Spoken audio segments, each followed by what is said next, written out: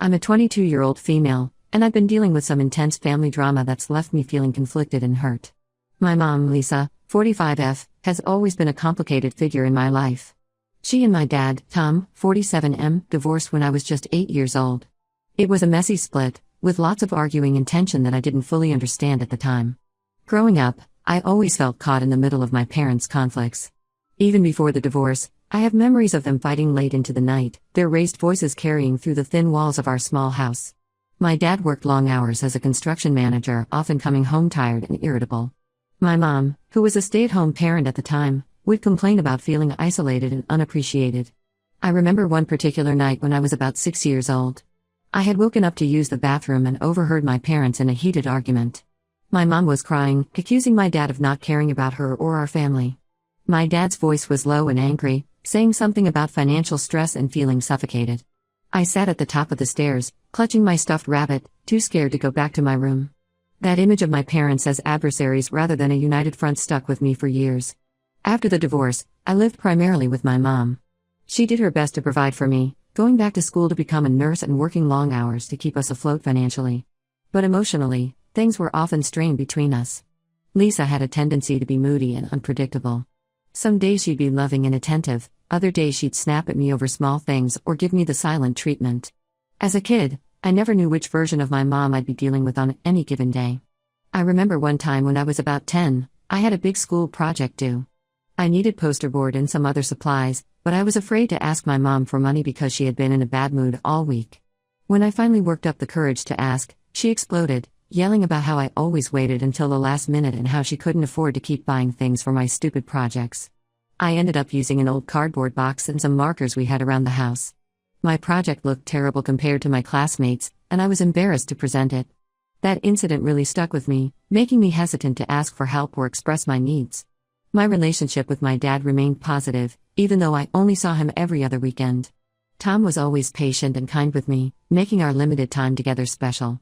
He'd take me to the park, help with my homework, or just sit and talk with me about my life. I looked forward to those weekends as an escape from the tension at home with Mom. One of my favorite memories with my dad was from when I was about 12.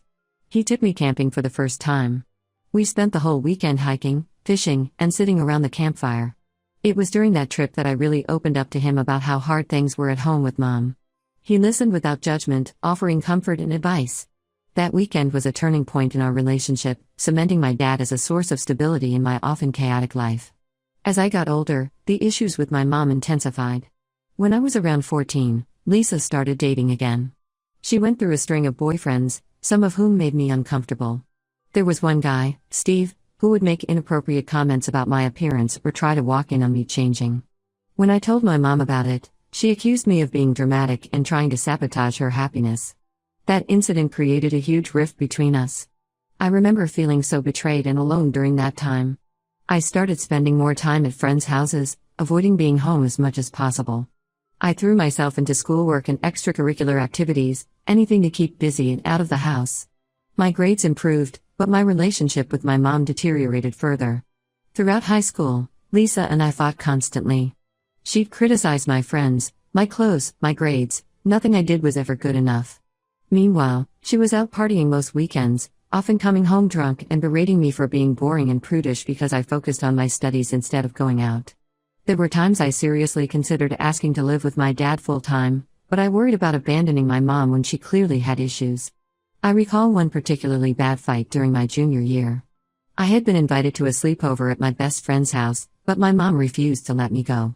She said I needed to stay home and help her clean the house for a date she was having over. When I protested, pointing out that she had sprung this on me last minute, she flew into a rage. She called me selfish and ungrateful, saying I was just like my father, always putting myself first. In the heat of the moment, she slapped me across the face. It was the first and only time she ever hit me, but it marked a turning point in our relationship. After that, I stopped trying to please her or gain her approval. I just focused on getting through high school so I could leave. Things came to a head during my senior year of high school. Lisa had been dating a guy named Mark, 38M, for about 6 months. He seemed nice enough, and my mom appeared happier than she had in years. Mark was a successful real estate agent, and he often took my mom out to fancy restaurants or weekend getaways. For once, she wasn't constantly complaining about money or feeling stuck.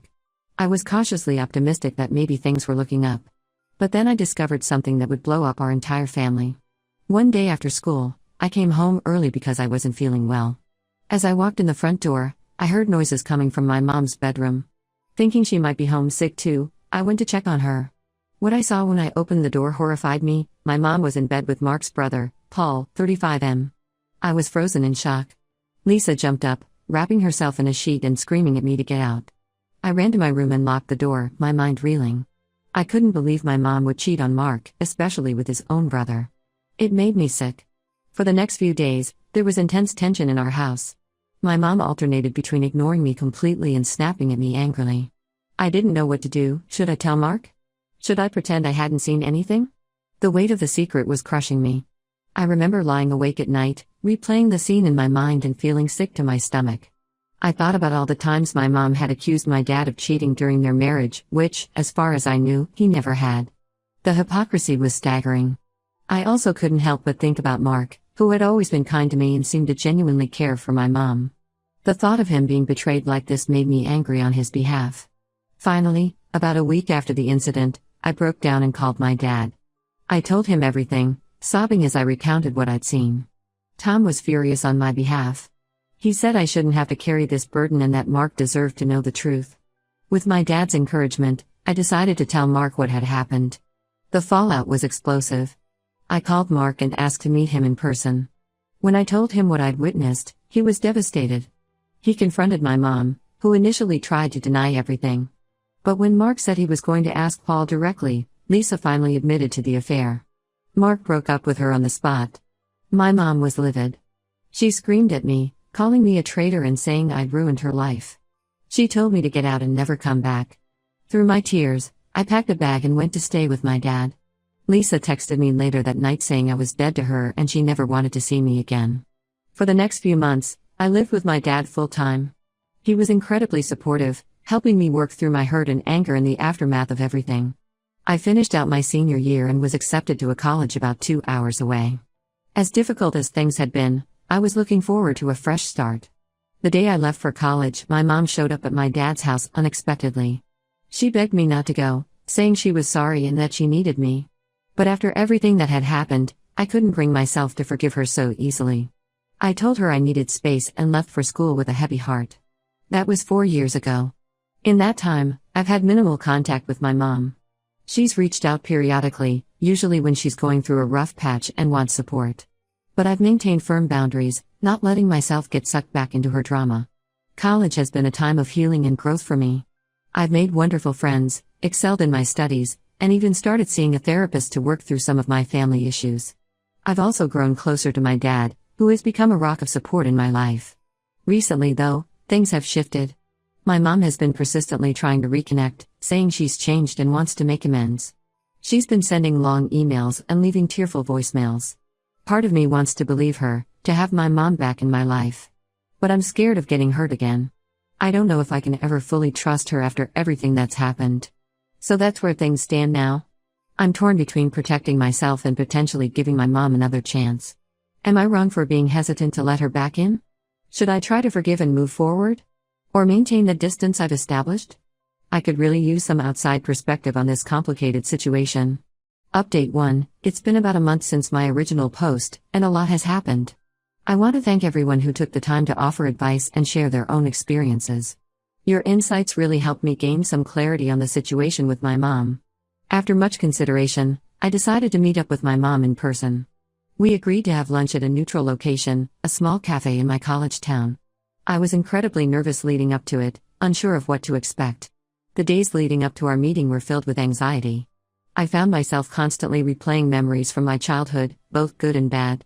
I remembered the rare good times, like when my mom took a day off work to nurse me through a bad case of the flu, or when she stayed up all night helping me finish a school project I had procrastinated on. But I also couldn't forget the countless disappointments and hurtful moments that had characterized so much of our relationship. The night before our meetup, I barely slept.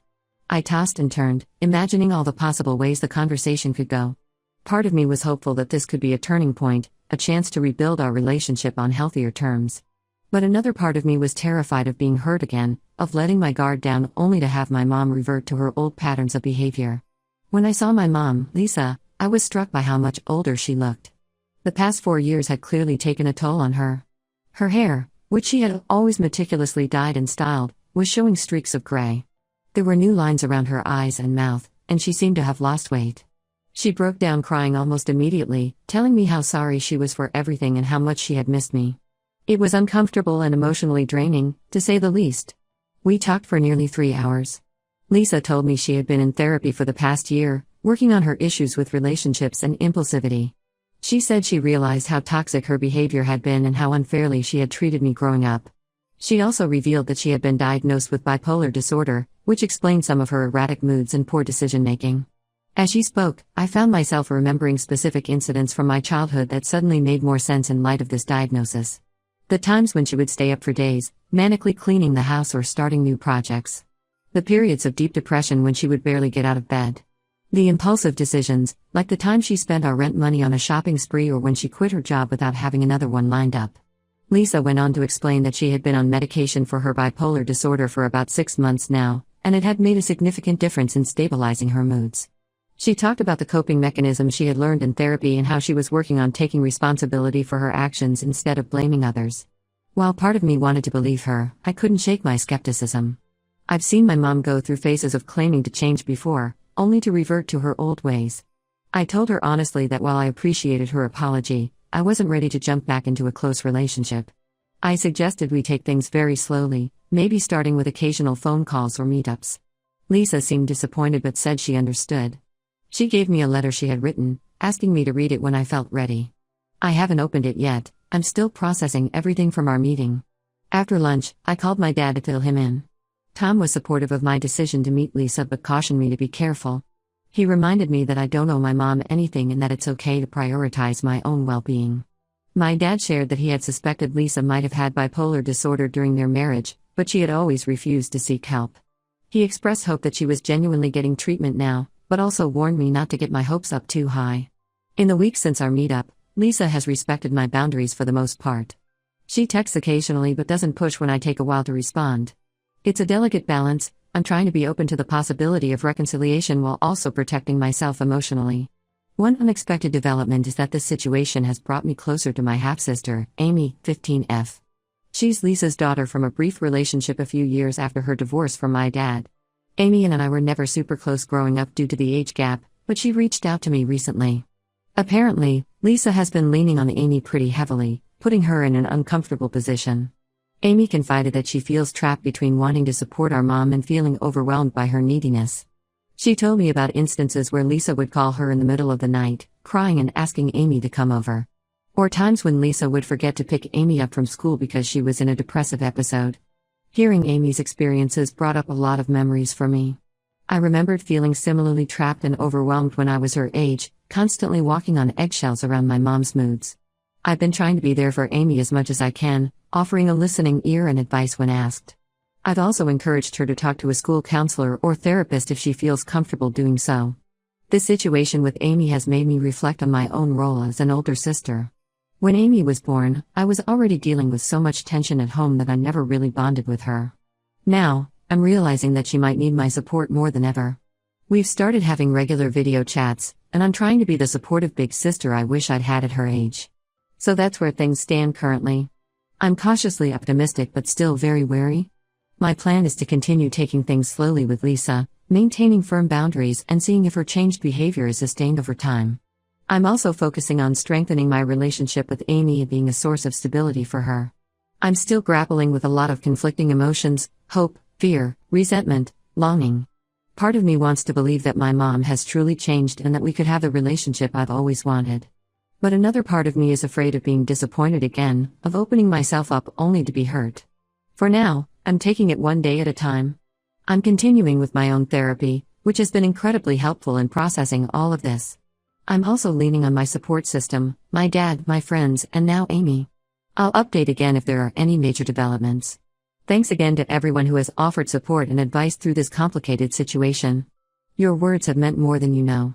Update 2. It's been about 3 months since my last update, and unfortunately, things have taken a turn for the worse. I wanted to share what's been going on and get some advice on how to proceed. For a while, things were going relatively smoothly with my mom, Lisa. We were having semi-regular phone calls and had even met up for coffee a couple of times. She seemed to be respecting my boundaries and working on herself. I started to feel cautiously optimistic about rebuilding our relationship. During this time, Lisa shared more about her bipolar disorder diagnosis and treatment. She talked about the medication she was on and how it was helping stabilize her moods. She also told me about the cognitive behavioral therapy techniques she was learning to manage her emotions better. I was impressed by her apparent commitment to her mental health and felt hopeful that this time might be different. However, about a month ago, Lisa lost her job. She had been working as a nurse at a local hospital but was fired for repeated tardiness and unprofessional behavior. When she called to tell me, she was hysterical, blaming everyone but herself for the situation. It was like a switch had flipped, and suddenly she was back to her old patterns of behavior. As Lisa recounted the events leading to her firing, I started to see cracks in the story she had been telling me about her recovery. She admitted that she had stopped taking her medication regularly because she didn't like how it made her feel. She had also stopped attending therapy sessions, claiming she didn't have time due to her work schedule. Since then, Lisa has been constantly calling and texting me, often late at night or early in the morning. She's been asking for money, saying she can't make rent and might become homeless. When I've gently suggested she look into unemployment benefits or job training programs, she gets angry and accuses me of not caring about her. The situation came to a head last week when Lisa showed up unannounced at my apartment. I was shocked to see her. She lives over 2 hours away, and I had never given her my address. Apparently, she had guilted my sister Amy into telling her where I lived. Lisa was clearly drunk when she arrived. She started screaming at me in the hallway, saying I was a terrible daughter for abandoning her in her time of need. My neighbors came out to see what the commotion was about, and I was mortified. I finally managed to calm Lisa down enough to get her inside, where she promptly passed out on my couch. The next morning, Lisa acted like nothing had happened. She tried to make small talk over coffee as if she hadn't just shown up drunk and caused a scene. When I tried to address the incident, she brushed it off and changed the subject. She ended up staying for 3 days, during which time she ransacked my apartment looking for money or valuables while I was at work. I finally reached my breaking point and told Lisa she needed to leave. She threw another tantrum, calling me selfish and ungrateful. As she was storming out, she knocked over a shelf, breaking several framed photos and keepsakes. I was left feeling drained, angry, and incredibly disappointed. Since then, I've blocked Lisa's number and on all social media. I feel guilty, but I just can't deal with the chaos she brings into my life. I'm worried about my sister Amy, who is still living with Lisa full-time. I've told Amy she can always come stay with me if things get bad at home. I also found out that Lisa has been bad-mouthing me to our extended family, telling them I've abandoned her in her time of need. Some relatives have been reaching out, pressuring me to help my mom. It's frustrating because they don't know the full story. This whole situation has brought up a lot of painful memories from my childhood. I'm reminded of all the times Lisa would promise to change, only to fall back into her old patterns. I'm feeling a mix of anger, disappointment, and grief, mourning the mother I wish I had and the relationship we'll probably never have. I've been talking to my therapist about all of this, trying to process my feelings and figure out how to move forward. She's been helping me work on setting and maintaining healthy boundaries, which has been challenging but necessary. At this point, I feel like I've reached the end of my rope. I want to maintain no contact with Lisa, but I'm worried about the potential fallout with other family members. I'm also concerned about Amy's well-being. Any advice on how to handle this situation would be greatly appreciated. Update 3. It's been about 6 months since my last update, and I wanted to share some significant developments in my family situation. Shortly after my last post, things with my mom, Lisa, hit rock bottom. She continued to harass me despite my attempts to go no contact, even showing up at my workplace once.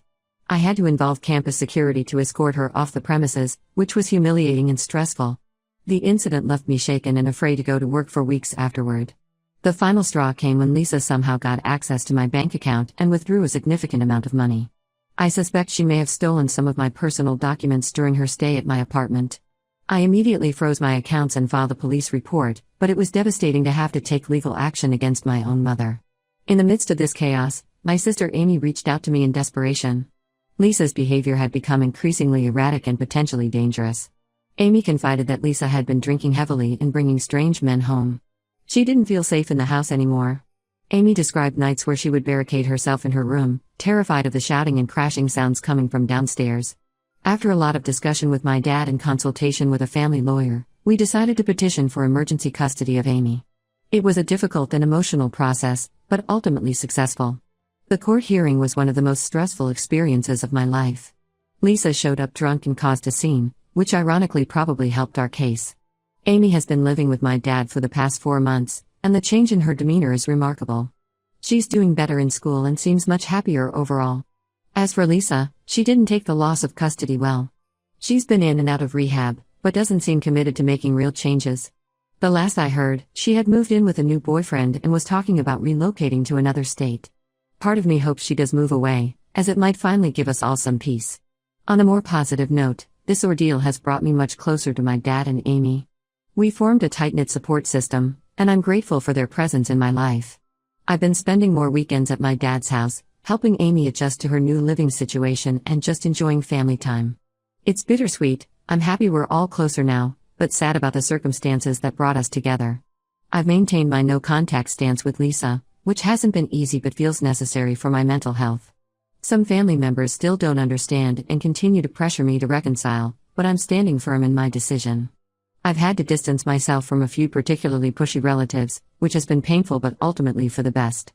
Looking back on everything that's happened over the past year, I feel a mix of sadness, anger, and relief. While I mourn the relationship I wish I could have had with my mom, I'm also proud of myself for setting boundaries and prioritizing my well-being. It's been a long, difficult journey, but I finally feel like I'm on a path towards healing and stability. Moving forward, my focus is on healing, supporting Amy through this transition, and building positive relationships with the family members who respect my choices. It's not the outcome I would have chosen, but I'm hopeful for a brighter, more stable future.